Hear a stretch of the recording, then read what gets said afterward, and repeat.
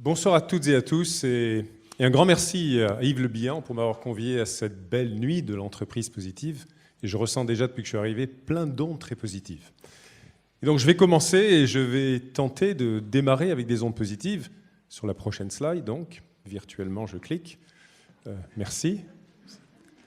Avec cette jeune femme, Renatou Adamu Haruna. C'est une jeune femme d'origine nigérienne. Elle a connu en fait des épreuves très traumatisantes tout au long de sa jeunesse, Renatou, et elle a décidé de quitter son pays, le Niger. Elle a décidé de faire des études d'infirmière en traumatisme psychique au Maroc, et puis elle est venue en France. Elle est venue en France et elle a décidé de créer une belle initiative qui s'appelle Au nom de la femme. Et en fait, cette initiative, c'est pour parler des 720 millions de femmes qui sont mariées sans leur consentement, avant l'âge de 18 ans, plus de 220 millions en dessous de 15 ans. Et puis bien sûr, tout le monde connaît malheureusement des statistiques en France, 216 000 femmes en France qui sont les victimes de violences physiques ou sexuelles de leurs partenaires actuels ou passés. Et donc, au nom de la femme, c'est deux ambitions que Renatou pousse. Le premier, c'est un objectif, c'est de reconstruire, d'aider à reconstruire toutes ces femmes brisées, et leur redonner confiance. Et le deuxième, c'est de leur donner un pas, une aide, un bras tendu pour se diriger vers quelque chose qui a un sens dans leur vie, une activité. Et finalement, ce sens, c'est un sens qui est au cœur de notre histoire. Il faut remonter sans doute ce sens partagé tout au début de l'histoire, il y a 500 millions d'années. 500 millions d'années, c'est quand apparaissent sur Terre les premiers animaux pluricellulaires, les métazoaires, qui donnaient naissance, comme vous le savez sans doute, beaucoup plus d'années plus tard, il y a 300 000 ans, à l'Homo sapiens. Et dans ce très bel ouvrage, je pense que certains peut-être ont lu de Noah Harari, eh bien, vous avez une très belle description de l'Homo sapiens. Finalement, il a du sens, surtout, il émet du sens. Il collabore, il engage, il diffuse de l'information. Il devient à l'opposé de l'homme de Néandertal qui va disparaître, comme vous le savez, qui était lui un chasseur. Il devient un cueilleur, il devient un fourrager, il devient un cultivateur. Et quand on cultive, on a besoin de bras. On crée une communauté de 100-150 personnes autour de soi. Et on commence à transmettre de l'information, beaucoup d'informations sur ce qui se passe en dehors de la communauté, dans tout ce grand monde, et dans ce qui se passe au sein de la communauté. Et avec la révolution sociale et cognitive, évidemment, le sens émet des langages. Le langage définit des mythes, des divinités tribales, puis des religions, des partis politiques, des États, des nations, des entreprises comme la mienne, comme Microsoft, ou des associations comme celle de Renatou au nom de la femme. Et ça, c'est le sens profond de l'humanité qui est en marche. Pour revenir à Renatou, sa force, c'est sa vulnérabilité. On a déjà parlé de ce mot-là, il est très important. Et en fait, elle donne du sens à sa vie en redonnant du sens à toutes ces jeunes femmes vulnérables, en créant une communauté d'intérêt et de sens partagés, et finalement en transformant sa vulnérabilité en une force incroyable et en une action positive vers les autres. Et donc, ce que je vais tenter dans les quelques minutes qui viennent ce soir, c'est de partager avec vous mon propre itinéraire de plus de 30 années déjà, oui, d'expérience à la fois personnelle et professionnelle, notamment en tant que manager, leader chez Microsoft, et de vous dire dans ce chemin qu'est-ce que j'ai pu rencontrer, qu'est-ce que je rencontre tous les jours pour chercher mon sens, donner du sens et surtout m'inspirer du sens des autres pour développer un leadership plus positif. Et donc, je vais faire un flashback arrière, pas 500 millions d'années celui-là, c'était le 2 mai 1984, une grande chance m'attend. Je démarre dans une petite start-up à l'époque, 500 personnes dans le monde, elle s'appelle Microsoft, c'était 500, c'était pas du tout connu à l'époque, je peux vous garantir, je la connaissais un petit peu. Et donc, cette start-up, elle a une mission, elle a un fondateur, un CEO qui s'appelle Bill Gates, il a une mission très inspirante, je peux vous le dire, quand on rejoint l'entreprise, qui est de dire qu'on va pouvoir démocratiser l'accès à l'information dans le monde. Et pour ce faire, on va créer une plateforme, un environnement, un écosystème logiciel qui permettra, slide suivant, sur la mission, merci, qui permettra d'un jour d'avoir un PC sur chaque bureau et dans chaque foyer. La mission, c'est très important. D'ailleurs, Aristote avait un mot intéressant là-dessus, en se disant quelque part, là où vos talents et les besoins de ce monde se rencontrent, c'est votre vocation. Et ce que ça veut dire, en d'autres termes, pour une entreprise, c'est que là où les talents uniques de votre organisation et les besoins de vos clients, de votre communauté, de votre marché, quelles que soient les institutions avec lesquelles vous travaillez, se rencontrent, se trouve votre but, se trouve votre raison d'être, se trouve votre mission. Et c'est tellement important comme acte fondateur ou refondateur d'une entreprise. Et donc, cette mission, elle a été très forte. Elle nous a porté, moi et ensuite des centaines, des milliers de collaborateurs de Microsoft pendant toutes ces années 80, les années 90, à diffuser effectivement Windows sur plus d'1 milliard de PC, puis Office, puis prendre très vite cette vague Internet qui commençait à décoller, à démarrer, puis entrer sur le marché des clients serveurs, puis entrer également dans les systèmes d'information d'entreprise. Et on a continué à grandir et à apprendre. Et des grandes leçons et des leçons douloureuses aussi, des leçons difficiles par lesquelles on apprend toujours le plus. C'est effectivement au moment où Windows devient omniprésent et la Commission européenne de Bruxelles nous condamne Microsoft. À ce moment-là, on se trouve en juin 2000. Je suis nommé en fait à la tête, président de Microsoft Europe, Moyen-Orient, Afrique. Et l'une des missions qui m'est confiée, très importante, c'est de redéfinir le rôle de tous les leaders de nos 120 filiales dans le monde. Et je décide de refonder ce rôle sur la forme et autour et de l'ancrer sur un leadership responsable. Ça veut dire quoi? Ça veut dire que pour moi, c'est mesurer le succès de ces leaders, pas seulement et pas uniquement par de la performance financière qui existe, bien entendu, par des parts de marché, par de la satisfaction client, par la satisfaction des collaborateurs, mais aussi et surtout par la qualité de l'ancrage local et de la contribution sociétale dans chacun des pays dans lesquels nous pouvons opérer. Et en établissant cette mission, on a énormément appris, beaucoup d'humilité, on ne fait pas les choses très bien le premier jour, mais surtout on a appris à mériter le respect de nos clients, en apprenant à se réapproprier notre mission originale, celle-ci finalement, qui est très belle, et on a au fur et à mesure innové, et on a pu apporter une valeur qui a pu évidemment aussi être reconnue par nos clients.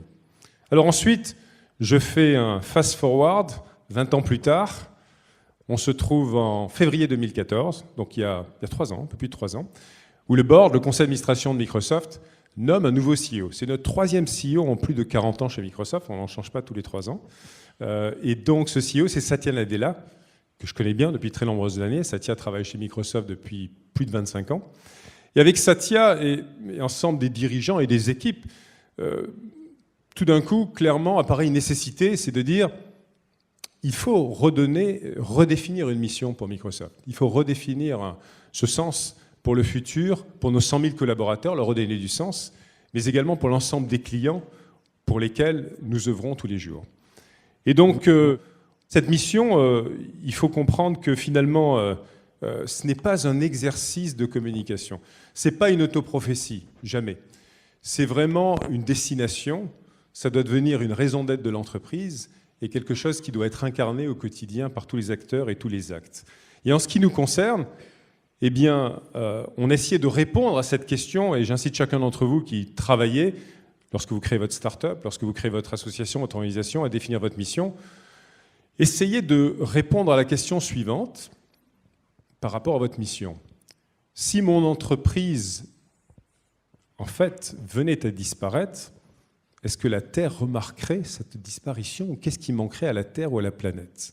Ça, c'est une grande question qui est forte, évidemment, mais qui oblige à repenser la mission de manière assez fondamentale. Et donc, avec cette réflexion, si on peut passer sur le slide suivant, on a choisi quelques mots. On a choisi quelques mots d'abord en anglais, parce que c'est la version originale, je me permets de la montrer en anglais. Elle est difficile, on va le faire quand même en français. Empower every person and every organization on the planet to achieve more. Ça veut dire en français, traduction la plus proche possible, parce qu'empowerment c'est très dur à traduire en français, donner à chaque individu et à chaque organisation les moyens de réaliser ses ambitions. Alors, vous allez me dire, waouh, oui, une mission, ça doit être une très grande aspiration qui porte vers le haut.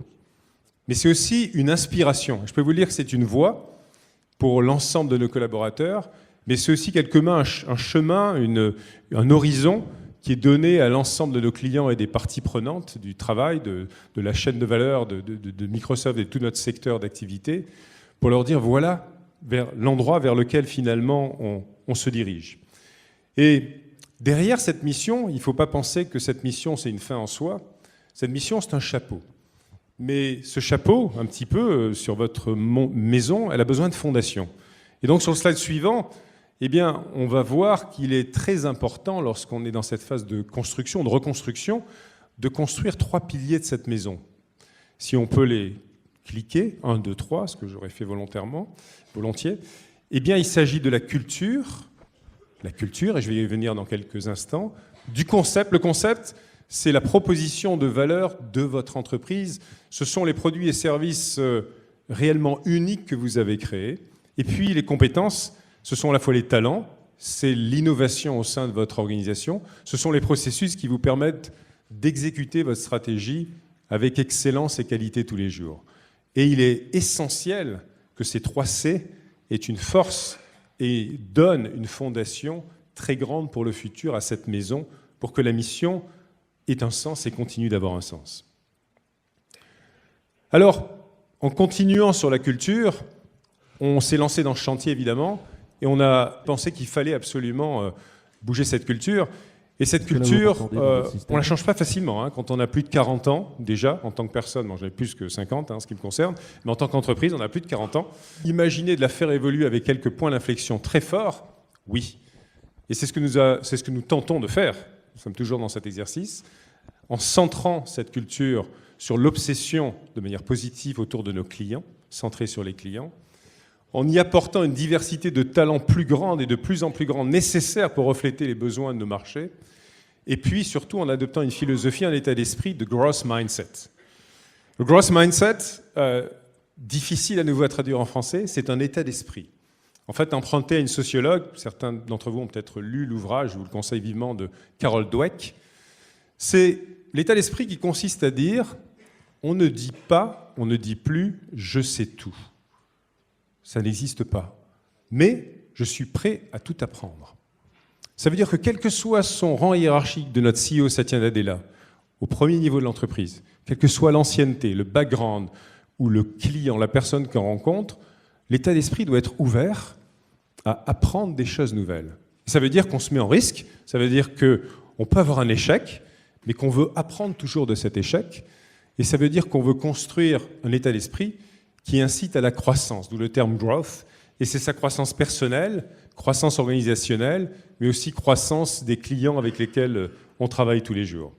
Et cette culture, eh bien, j'essaie de la porter évidemment au sein de mon organisation, et je suis au cœur d'un très gros chantier, diront certains, j'aime pas ce mot, mais projet de transformation qui est réel, depuis 6 mois que j'ai lancé, dans lequel qui est le plus grand finalement mouvement de changement de tout l'ensemble des organisations vente, marketing, opération de Microsoft de son histoire, où 25 000 personnes ont changé littéralement de job, ont changé littéralement de mode de fonctionnement, et surtout avec lesquels on apprend de nouvelles habitudes de travail. Il n'y a rien de plus difficile, comme vous le savez, que de changer ses habitudes. Et on est au cœur de tout ça. C'est aussi beaucoup d'humilité en termes de leadership, mais aussi un grand moment pour comprendre que, au-delà finalement de réflexes que j'avais,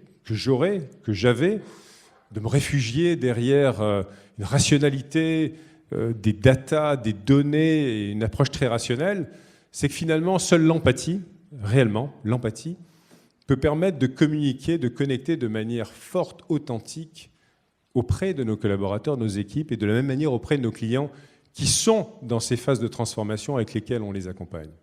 Et ça, c'est quelque chose évidemment qui est fort dans l'apprentissage, mais qui est très difficile à réaliser. Sur la slide suivante, j'ai souhaité partager cette très belle citation de Tolstoï, que j'aime beaucoup. « Chacun rêve de changer l'humanité, mais personne ne pense à se changer soi-même. » Et oui, parce que c'est sacrément difficile de se regarder dans un miroir, et au-delà de se regarder dans un miroir, de décider de se changer soi-même, et de prendre ça comme un parti de l'action.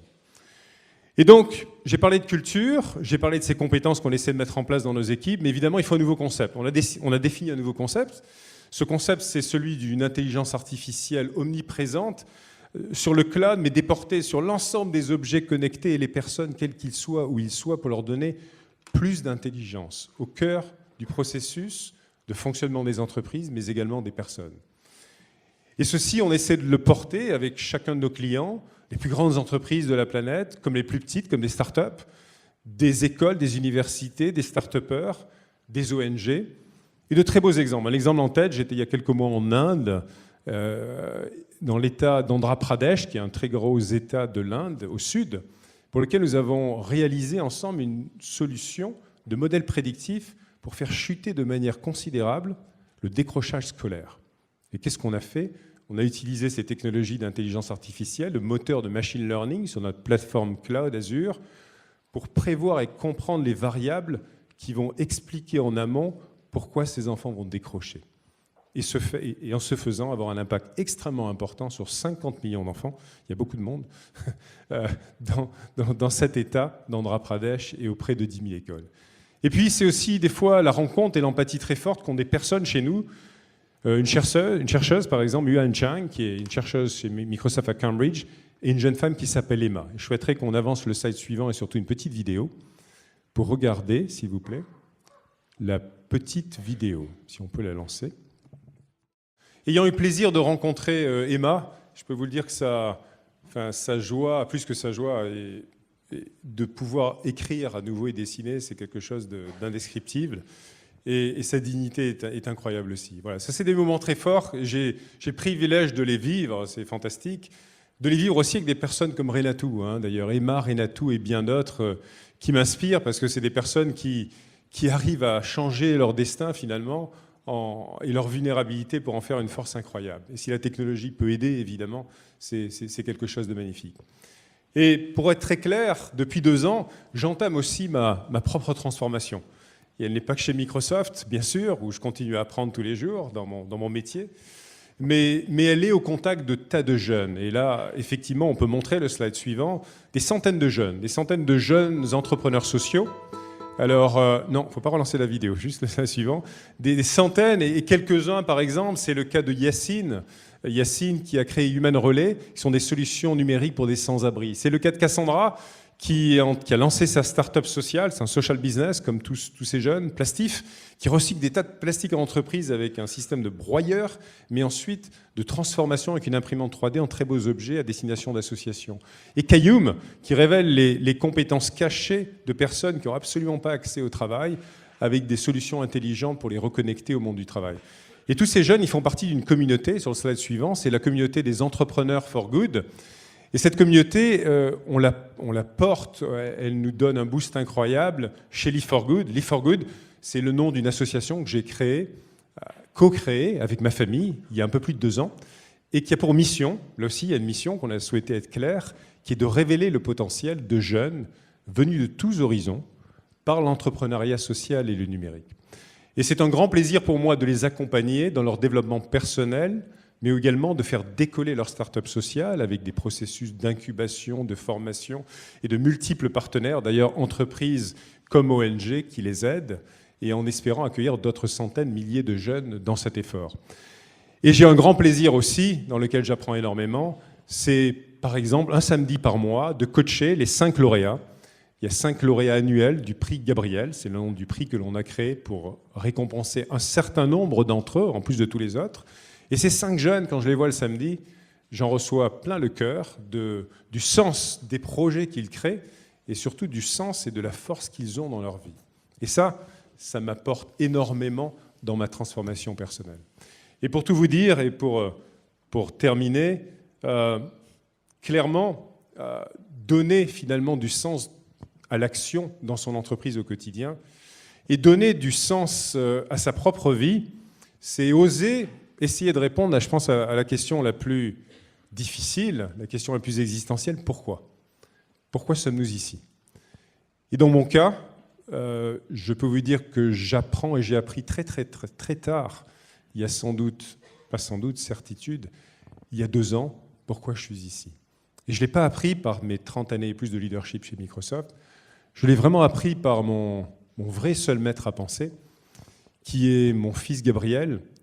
On va voir le slide suivant, qui malheureusement a disparu trop tôt pendant l'été 2015, si on peut avoir le slide suivant, je vous remercie, et qui clairement a le slide, s'il vous plaît, et qui clairement inspire tous les jours, non seulement à inspirer la création de Live for Good, mais inspire ma vie et surtout me donne une force incroyable, vitale et un désir de faire quelque chose positivement aussi pour la vie de tous les autres. Alors, au nom de Gabriel et au nom de toutes celles et tous ceux qui agissent pour un monde du bien, pour le bien et pour de bon, un grand merci.